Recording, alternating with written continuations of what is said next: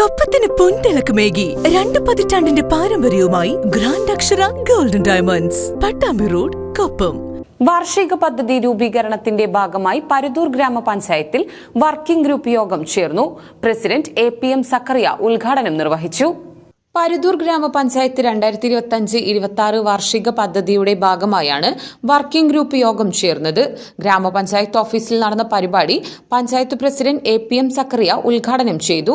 ഗ്രാമപഞ്ചായത്ത് vice president Nishitha Das അധ്യക്ഷത വഹിച്ചു.